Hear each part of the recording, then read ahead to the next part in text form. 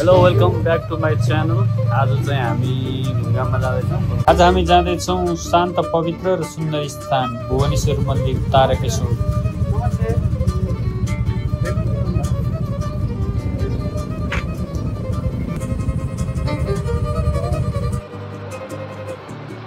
आज शनिबार त होइन, तर सहर पुरै खाली छ, बाटो पुरै खाली छ, शान्त चिसो हावा चलिरहेको छ, मानव प्रकृतिले आज हामीलाई बोलाइरहेको छ। बिहान 8 बजे हामी 4 जना, म, शर्मिला, छोरो शुभम र भाइ सुकुशल, हामी दुईटा स्कुटरमा यात्रा सुरु गरेका छौँ। म, श्रीमती, छोरो एउटा स्कुटरमा, कुशल अर्को। हामी हाम्रो यात्रा पुरानो टिमीबाट पेप्सी कोलाको बाटो हुँदै जाँदैछौँ। बाटो एकदम खाली छ, यात्रा गर्न लायक छ। बिहानको समय काम त्यस्तो मस्त लागेको छैन। कोटेश्वर हुँदै रत्नपाट टेकुबाट बालाजु निस्किएर जाँदैछौँ। हामी यात्रा एकदम सहज हुँदैछ। आज नर्मल डेमा भन्दा एकदम कम जाम छ, पानी परेको छैन, एकदम खुल्ला आकाश शान्त छ। यात्रा एकदम रमाइलो हुँदैछ।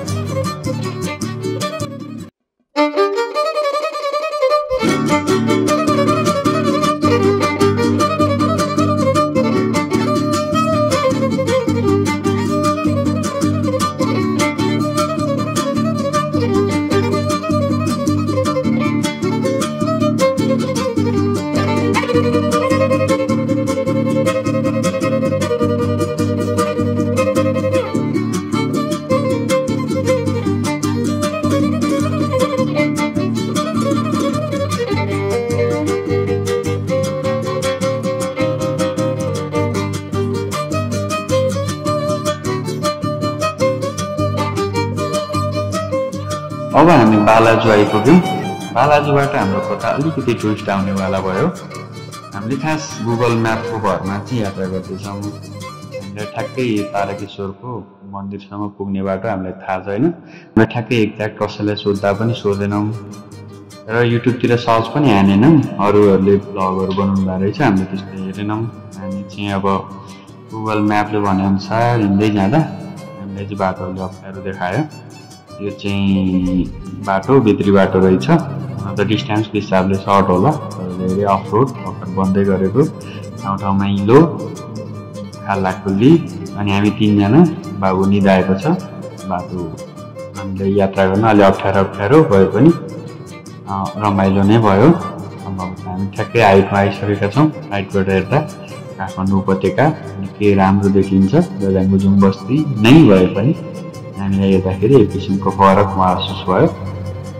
अनि हामी काठमाडौँको कोलाहल भिडभाडबाट होला, माथि अलि टाढा आएकोले होला, निकै रमाइलो महसुस भइसकेको छ। अब हामी जान्छौँ मन्दिरमा।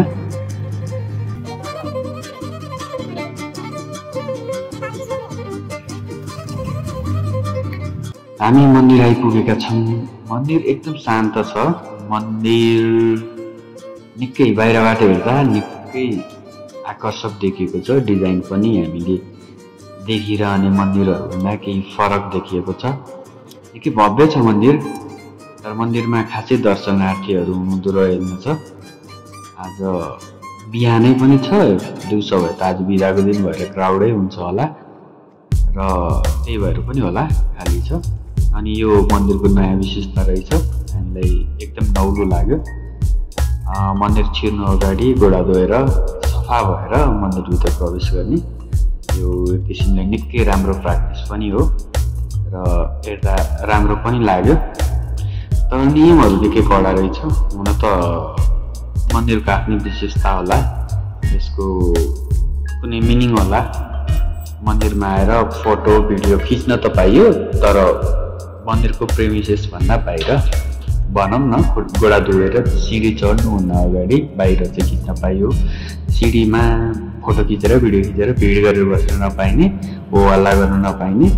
अब मन्दिरको आफ्नै नियम हो, ठिक छ। हामीले पालना गर्दै हामी पनि गोडा धोयौँ, छोरालाई पनि धुवायौँ। एकछिन हामीले बाहिरपट्टि नै बसेर फोटो खिच्यौँ। अनि हामी माथि गयौँ। सिँढी धेरैवटा सिँढी छ माथि। हामी पालो गयौँ, तल बाहिर बसेर भिडियो पनि खिच्यौँ। मन्दिरभित्र एक किसिमको अलग्गै, म चाहिँ धेरैवटा मन्दिरमा गएँ, अब हामी हिन्दू भएकाले हाम्रो प्र्याक्टिसमा मन्दिर जाने, पूजा गर्ने, नरिवल फुटाउने, टिका लाउने, माला चढाउने यस्तै छ नि। हामी जुन प्र्याक्टिसमा हुर्केका छौँ यो मन्दिरमा अलिक फरक पाएँ। हुन त हामी त्यहाँ त्यस किसिमको भिडभाड नदेखेर त्यस्तो पूजाआजा नभएको हो कि हामी पनि त्यस्तो पूर्व तयारीका साथ फुल माला पेटी धुप बोकेर त गएनौँ। तर पनि त्यहाँभित्र मन्दिरभित्र जाँदा मन्दिरभित्र एकदम सुनसान थियो, मूर्ति थियो। ठ्याक्कै एक्ज्याक्ट के को भुवनेश्वरीकै मन्दिर हुनु भएपछि भुवनेश्वरीकै मूर्ति हुनुपर्छ, मूर्ति थियो। एकदम पिसफुल थियो, लाइक मलाई गुम्बामा छिरेको फिल भइरहेको थियो। तर हुन चाहिँ हिन्दू टेम्पल थियो, बौद्ध गुम्बामा हुन्छ नि एक किसिमको शान्त त्यस्तै किसिमको माहौल थियो। अब हिन्दू मन्दिरहरूमा त घन्टी बजाउने, शङ्ख बजाउने, आरती गर्ने एक किसिमको क्राउडेड हिन्दू टेम्पलहरूमा प्रायः हामी प्र्याक्टिसमा छौँ। बौद्ध गुम्बामा गए जस्तै एकदम सुनसान थियो। साइडमा एकजना पुजारी हुनुहुन्थ्यो, सम्भवतः उहाँले त्यहाँ पूजाआजा रेखदेख गर्नुहुन्छ। त्यहाँभित्र अन्य पुरोहितहरू पनि हुनुहुन्थ्यो, उहाँहरू अध्ययन ध्यान केही गर्नुहुन्छ होला सायद। अनि त्यहाँ भएको गुरुले हामीलाई टिका लगाइदिनु भयो। त्यसपछि हामी टिका लगायौँ, उहाँलाई सर्टेन दक्षिणा दियौँ। त्यसपछि हामी झऱ्यौँ। हामी झर्दा केही मान्छेहरू अलिअलि खालिसक्नु भएको थियो। धेरैजना भन्दै हुनुहुन्थ्यो यति माथि यति अप्ठ्यारो बाटोबाट के गरी सामान ल्याएर मन्दिर बनाउनु भयो होला, निकै भव्य छ मन्दिर भनेर छक्क पर्दै पनि हुनुहुन्थ्यो। कोही भन्दै हुनुहुन्थ्यो बाटो चाहिँ निकै खराब रहेछ, कोही भन्नुहुन्थ्यो फोटो भिडियो अलिअलि खिच्न त दिनुपर्ने हो नि, यहाँसम्म आएपछि फोटो खिच्न नै नपाइने भनेर गुनासो पनि गर्दै हुनुहुन्थ्यो। हामी त्यसपछि मन्दिरबाट निस्क्यौँ।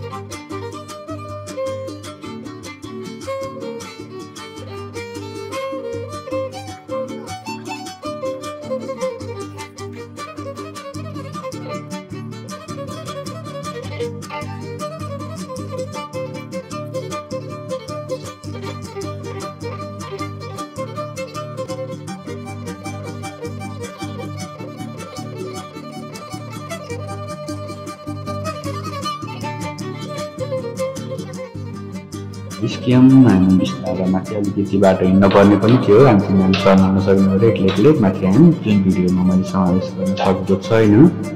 माथि आयौँ, हामी खाजा खायौँ। शुभमले बाख्राहरूसँग खेल्यो। त्यसपछि हामी फर्कियौँ। फर्किँदै गर्दा हामीले बाटोमा पुरानै हामी जुन बाटो गएको थियौँ त्यही बाटो फर्किन लाग्दै गर्दा एकजना हजुरआमालाई सोध्यौँ। उहाँले हामीलाई यो बाटो होइन, सजिलो बाटो चाहिँ अर्को छ, त्रिशुलीबाट आउने बाटो, बालाजु निस्किने बाटो, बिच बाटो, त्यो बाटो एकदम सजिलो छ, तपाईँहरू यहाँबाट थोरै बाटो मात्रै कति जानुभयो भने राम्रो बाटो भेट्नुहुन्छ भन्नुभयो। त्यसपछि हामी त्यो बाटो हुँदै फेरि फर्कियौँ र हाम्रो यात्रा एकदम रमाइलो किसिमको मेमोरेबल भयो। यात्रा निकै रमाइलो भयो। फेरि पनि यस्तै अर्को ठाउँहरूमा घुम्न जानेछौँ, यहाँहरूलाई पनि सँगै लिएर जान्छु। योपालि मैले धेरै भिडियोमा धेरैवटा फुटेजहरू समावेश गर्न सकिनँ, त्यसको लागि क्षमा प्रार्थी छु। पुरो भिडियो हेर्नुभयो भने मेरो च्यानललाई सब्सक्राइब गरिदिन नभुल्नु होला। भिडियो मन परेमा लाइक र कमेन्ट पनि गरिदिनु होला। अथवा सल्लाह सुझाव दिन मन छ भने मेसेजमा कमेन्टमा छोड्न सक्नुहुनेछ। हस्, धन्यवाद।